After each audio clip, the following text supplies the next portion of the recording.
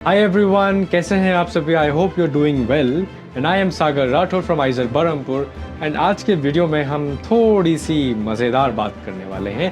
The topic is going to be how to get the best out of your life in your college. अब चाहे आप research student हो या in general अगर आप science student रहे हो और अब आप कॉलेज में जा रहे हो इन योर फर्स्ट ईयर या आप अभी फर्स्ट ईयर में आके कोशिश कर रहे हो फिगरिंग आउट कैसे मैं अपने कॉलेज में अच्छा परफॉर्म कर सकूं, सोशलाइज कर सकूं, इंटेलेक्चुअल कॉन्वर्सेशंस कैसे मैं इनिशिएट कर सकूं, सीनियर्स को कैसे अप्रोच करूं, प्रोफेसर्स को कैसे अप्रोच करूं, क्लासरूम में परफॉर्मेंस कैसे अच्छा रखूं, मैं अपने क्लासरूम में डाउट्स कैसे आर्टिकुलेट करूं, मेल कैसे ड्राफ्ट करूं, ये सब चीज़ें आप नहीं समझ पा रहे हो और in general work life balance से परेशान हो चुके हो, नहीं समझ आ रहा कि मैं कैसे मैनेज करूं as a research student with my academics and research as well, क्योंकि ये स्ट्रेट फॉरवर्ड नहीं होता ना और कोई आपको ट्रेनिंग थोड़ी देगा इसके लिए. तो आज के वीडियो में एग्जैक्टली हम उसी की बात करेंगे based on my personal experience and what I have gathered through my 4 years of life at Aizer Barampur, minus all the other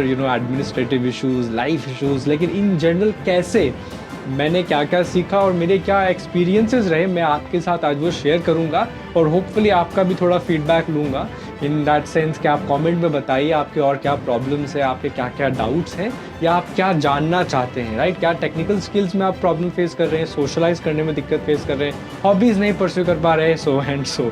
तो इन जनरल थोड़ा लाइट वीडियो रहेगा, बहुत लंबा भी नहीं रहेगा, बहुत छोटा भी नहीं रहेगा, क्योंकि हम थोड़ी सी नॉन सीरियस बात करेंगे बट टॉपिक इम्पॉर्टेंट है, राइट?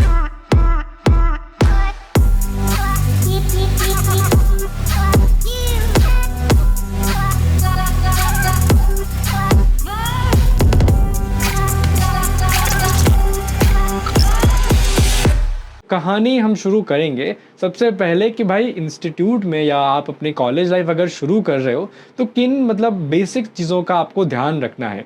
तो पहली चीज़ तो ये है कि अपने जो कंफर्ट जोन है ना, देखिए जो स्पून फीडिंग हो गया, घर पे पेरेंट्स सर के ऊपर बैठे रहते थे या there was somebody to guide you all the time कि ये कर लो या वो कर लो, खाना खा लो, पानी पी लो, जितनी भी चीज़ें आपको ध्यान रखने के लिए की जाती थी अब वो कोई करने के लिए नहीं है आपके इंस्टीट्यूट में या कॉलेज में.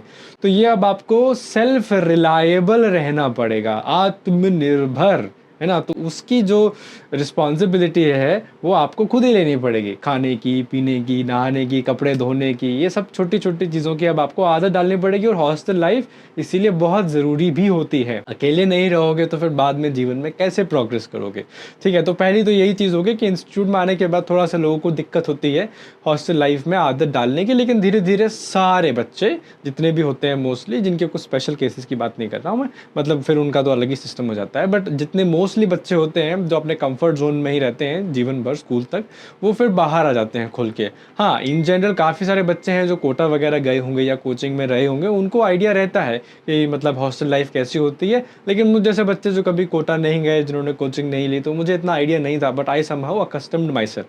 तो मुझे लेकिन दिक्कत थोड़ी ये आई थी कि फ्रेंड्स में कैसे बनाऊँ, अपने माइंडसेट के लोग मैं कैसे ढूंढूँ या ऐसे लोग जो मुझ में इंटरेस्ट रखें या मेरी बातों से रुचि रखें. तो मुझे एक फ़ायदा हुआ कि मैं थोड़ा साइंस कम्युनिकेशन वगैरह करता था, मेरी एक हॉबी थी, मैं कोई चीज़ ऐसे परस्यू करता था जिसकी वजह से लोग थोड़ा मुझे जानते थे और फिर मेरे से रीच आउट भी कर लेते थे, मैं उनसे बातचीत भी कर लेता था. तो मुझे इतनी प्रॉब्लम शुरुआत में तो इतनी नहीं आई. मेरा इशू थोड़ा रहा अलग अलग चीज़ों में कि फ्रेंड्स से मैं कैसे सारी चीज़ें लपेट सकूं, पढ़ाई की चीज़ें हो गई, उनका कोई स्किल हो गया या उनकी कोई हेल्प हो गई, वो लेना मुझे इतना अच्छे से नहीं आता था. तो वो मुझे सीखने में थोड़ा टाइम लगा. इनफैक्ट 4th ईयर में आके आई थिंक मैं प्रॉपर्ली सीखा हूँ अपने फ्रेंड्स को कैसे यूटिलाइज़ करना है.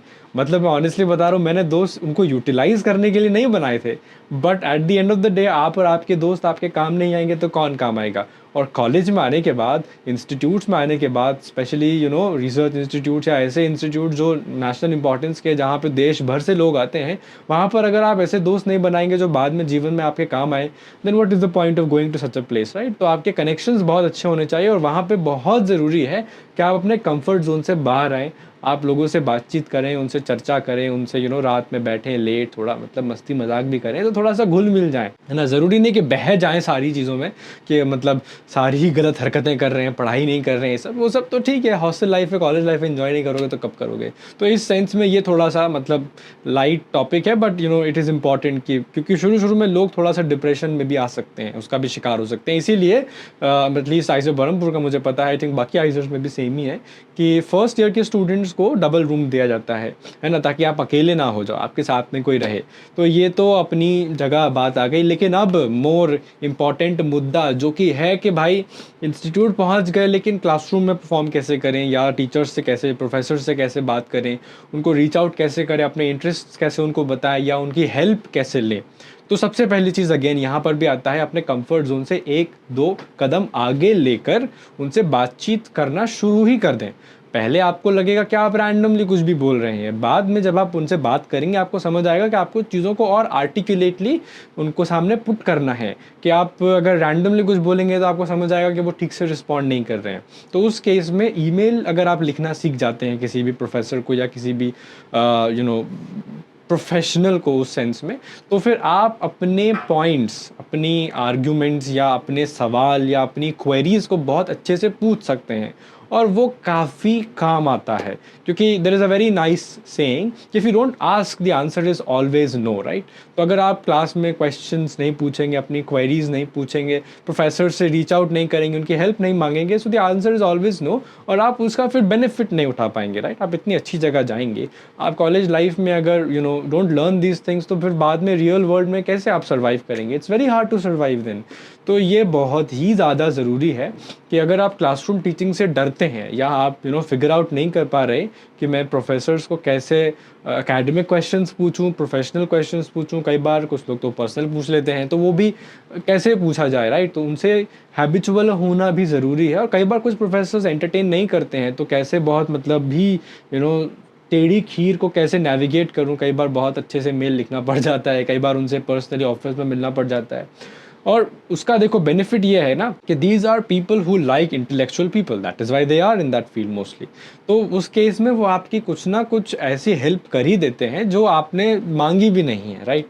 तो या तो आपके एकेडमिकली कुछ हेल्प कर देंगे, आपको कुछ टिप्स दे देंगे, या आपको बता देंगे कि मे बी आप इस फील्ड में जा सकते हो, या आप मेरी लैब में ही काम कर लो, मैं कुछ सिखा दूंगा। तो उस केस में काफ़ी अच्छा रिलेशनशिप बन जाता है। और बाद में लेटर ऑफ रिकमेंडेशन जैसे लेना होगा आपको, तो आप उस केस में अगर आप उस प्रोफेसर के साथ काम करते हैं लैब में, या आपने कुछ प्रोजेक्ट किया है उनके साथ, तो उस केस में वो आपकी हेल्प कर सकते हैं, और वो काफ़ी बेनिफिशियल हो जाता है। तो अल्टीमेटली आपका मतलब फिर आप भी घुल मिल जाते हैं, और फिर आप भी यूज टू हो जाते हैं लोगों से रीच आउट करने के लिए। तो ये बहुत ही ज़्यादा इंपॉर्टेंट चीज़ है कि मैं अपने कंफर्ट जोन से बाहर आके लोगों से पर्सनली भी बात करूं, और प्रोफेशनली भी मैं इंडल्ज कर जाऊं। तो ये आपको करना सीखना ही पड़ेगा, क्योंकि ये तो कोई सिखाने वाला नहीं। और जब आप देखोगे आपके फ्रेंड्स, आपके सर्कल में जो लोग हैं, आसपास के लोग हैं, वो ग्रो कर रहे हैं, तो आपको लेफ्ट आउट भी फील होगा, राइट। तो इससे बचना बहुत ज़्यादा ज़रूरी है, और सीख जाना बहुत मुश्किल नहीं है। You will get used to it, and by the end जब आप फर्स्ट ईयर ख़त्म करने आओगे, आपको खुद ही समझ आ जाएगा कि हाँ यार, कुछ ना कुछ तो करना ही चाहिए, है ना। तो ये तो चलो ठीक है, आप प्रोफेसर्स भी मतलब बातचीत करना सीख गए, सब चलो ठीक है, मतलब अपने अपने हिसाब से हम लोगों से इंटरैक्ट करना, इंटरैक्शन हमारे जिस्म में आ चुका है, हमारे जिस्म जुनून में आ चुका है। लेकिन अब एक और चीज़ आती है भाई, कि हमने प्रोफेशनली तो कर लिया, एकेडमिकली तो काम कर ही रहे हैं, पढ़ाई तो कर ही रहे हैं, लेकिन अब साथ में हम मेंटल और फिजिकल हेल्थ का ध्यान कैसे रखें, right. This is very important. क्योंकि देखो, एकेडमिक स्ट्रेस तो रहेगा ही, इंटर्नशिप्स भी करने का मन करेगा जब समर आएगा, विंटर आएगा, या प्रोजेक्ट्स भी करने होंगे, एग्ज़ाम्स भी होते हैं, टेस्ट्स भी होते हैं, क्विज़ेस भी होते हैं। लेकिन साथ साथ में मैं फ़िज़िकल मेंटल हेल्थ का भी तो ध्यान रखूं, क्योंकि सारा कुछ तो यही तो कर रहा है। शरीर नहीं तो फिर दिमाग काम नहीं करेगा, दिमाग काम नहीं करेगा तो जीवन में कुछ नहीं होगा, स्थिर हो जाओगे। तो बहती नदी की तरह रहने के लिए अपनी हेल्थ का ध्यान रखिए, कुछ ना कुछ स्पोर्ट्स एक्टिविटीज़ में पार्टिसिपेट कीजिए, दोस्तों के साथ बाहर जाइए, घूमिए। तो ये सब तो पता ही है आपको, राइट। लेकिन इस सब में एक सीमा होती है ना कि आप हद पे नहीं पार करें। अगर आपको वही चीज़ प्रोफेशनली परस्यू करनी है, मान लीजिए आप गए, आपको एकेडमिक्स में इतना इंटरेस्ट था नहीं, तो आपने किसी स्पोर्ट को बहुत डिलीजेंटली पार्टिसिपेट किया, आप उसमें नेशनल्स तक गए, then it is well and good, fantastic. लेकिन आपको चीज़ों को बैलेंस करना पड़ेगा। वर्क लाइफ बैलेंस बहुत ज़रूरी है, क्योंकि देखो फिजिक में आप कुछ करोगे तो आप एग्जॉस्ट भी तो हो जाओगे, फिर आप अकेडमिकली परफॉर्म नहीं कर पाओगे। तो उस केस में आपको दोनों चीज़ों को साथ में लेके चलना पड़ेगा। आपको उसमें ऐसे एकदम you have to balance both things in both your hands and then carry yourself. तो वो काफ़ी मुश्किल तो नहीं है, लेकिन it's a hard thing to come by, because इसकी आदत डालनी पड़ती है और इसकी आदत डालना आसान नहीं है। तो देखो अब कॉलेज लाइफ तो भाई बहुत सारे एक्सपीरियंसेस होते हैं, तो ऑब्वियसली आप इंजॉय तो करेंगे ही करेंगे, दोस्तों के साथ समय बिताएंगे, अच्छे दोस्त बनाएंगे, सेम जेंडर के, ऑपोजिट जेंडर के। तो ये सब भेदभाव मन में मत रखना कि लड़कियां मेरी दोस्त नहीं हो सकती, अगर मैं लड़का हूँ या लड़की हो तो लड़का मेरा दोस्त नहीं हो सकता। Everybody knows their boundaries. फिर बाद में जो भी कहानी आगे बढ़ेगी वो अपनी जगह है, लेकिन point is you have to understand that nobody is responsible for your performance, और nobody is responsible for your happiness, nobody is responsible for you have to learn to be independent. तो उस इंडिपेंडेंट की कहानी के साथ साथ आता है फाइनेंशियल इंडिपेंडेंस, कि अगर आप कॉलेज में हो तो आपको पेरेंट्स तो सपोर्ट करेंगे ही, आपको कोई ना कोई तो फाइनेंशियल सपोर्ट चाहिए होगा, आपको कोई ना कोई फाइनेंशियल एड चाहिए होगा। तो घर से पैसा अगर आप लेना छोड़ दें तो आप एक ज़्यादा कॉन्फिडेंट पर्सनालिटी बनने की कोशिश कर सकते हैं फाइनेंशियली।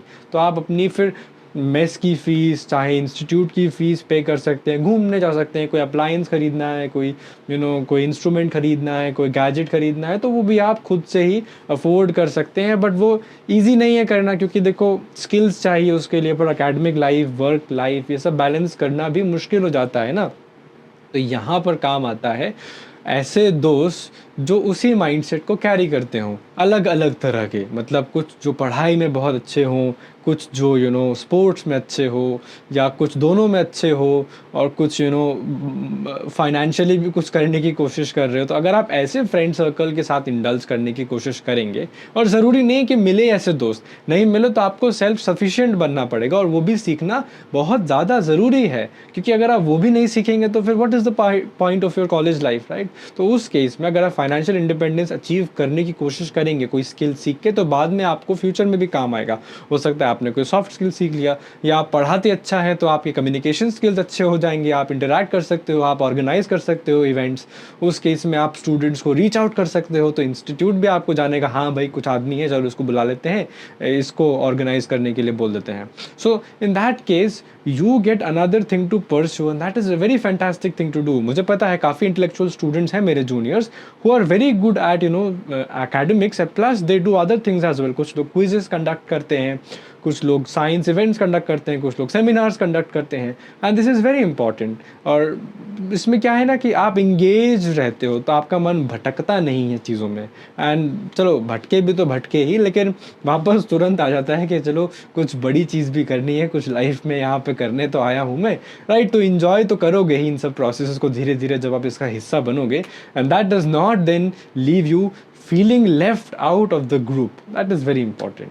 तो देखो और भी बहुत सारी बातें हैं, एक वीडियो में तो समराइज़ करना मुश्किल है, 4 साल की ज़िंदगी कॉलेज की या 5 साल की ज़िंदगी जो भी है, लेकिन experiences, you should start living, right। life should not be about survival, it should be about living, right। तो वो थोड़ा माइंडसेट रखोगे तो ज़्यादा अच्छा रहेगा। और किसी भी आप इंस्टीट्यूट में हो, चाहे टेक्निकल हो चाहे नॉन टेक्निकल हो, चाहे आप कोई भी डिग्री कर रहे हो, does not matter, right. In general आप अपनी हॉबीज़ परस्यू कीजिए, अपने इंटरेस्ट्स को परस्यू कीजिए, फाइनेंशियल इंडिपेंडेंस को कोशिश कीजिए, अगर मिल जाए तो अच्छी बात है। एटलीस्ट आप अपने आप को सस्टेन करना तो सीख जाओगे, अपने मन चाहे चीज़ें तो खरीद सकते हो, खा सकते हो, घूम सकते हो, दोस्तों के साथ बाहर जा सकते हो।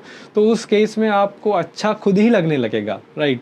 और फाइनेंशियल के साथ साथ एकेडमिक प्रोफाइल भी बहुत ज़रूरी है। कोई अगर बोल रहा है कि सीवी इंपॉर्टेंट नहीं है, या सीपीआई सीजीपीए इंपॉर्टेंट नहीं है, ऐसे लोगों से दूर रहो, अपने एकेडमिक्स पे बहुत फोकस करो, पढ़ाई पे फोकस करो, अपने ओवरऑल पर्सनालिटी होलिस्टिक डेवलपमेंट की कोशिश करो। तो this is a very important thing to do. और फर्स्ट ईयर के स्टूडेंट्स को ये पता होता है करना है, लेकिन क्या होता है कि दोस्त लोग ऐसे मिल जाते हैं कि वो लोग रोक देते हैं आपको। तो अगर ऐसा हो रहा है तो एकदम अकेले रहना शुरू कर दो और कोशिश करो कि खुद से ही आप करो, तो आपके जैसे फिर लोग आपको खुद ढूँढ लेंगे, राइट। और ऐसा मेरे साथ हुआ था, तो इसीलिए मैं लास्ट में बताया हूँ इस बारे में। तो I hope this video was helpful in this sense, बहुत सीरियस, बहुत टेक्निकल नहीं था, बहुत सारी कहानियाँ नहीं सुनाई, बहुत सारे बुलेट पॉइंट्स नहीं दिए, इसीलिए क्योंकि थोड़ा like a friend I am trying to talk to you, और चाहता हूँ कि आप उसी सेंस में इस चीज़ को ले। As a senior I am trying to tell you कि किन चीज़ों का आपको ध्यान रखना है, किन चीज़ों को आपको कोशिश करना है कि आप इंगेज रहें, किन चीज़ों में आप डिसंगेज करें, प्रोफेसर्स को कैसे रीच आउट करना है, अगर और उसके बारे में जानना है, मेल वगैरह कैसे लिखना है, तो we have videos on that. अगर आप चाहते हैं कि और ज़्यादा इन्फॉर्मेशन किसी भी चीज़ पे चाहिए, so let us know in the comments and we will see you in the next video. All the very best, bye bye, take care.